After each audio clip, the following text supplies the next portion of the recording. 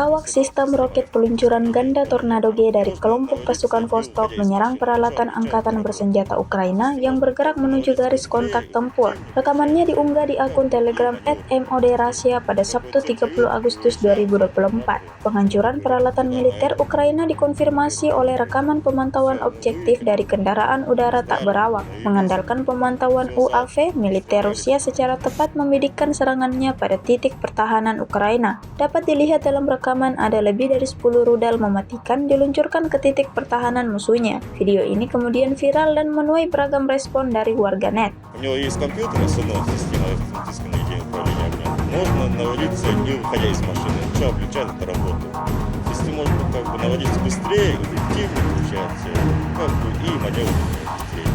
Какую цель дают, мы выезжаем, все отрабатываем. Мне говорит, туда, на это, на первую, вторую, третью. Все, мы выехали, встали, навелись, все, залп, стрелялись.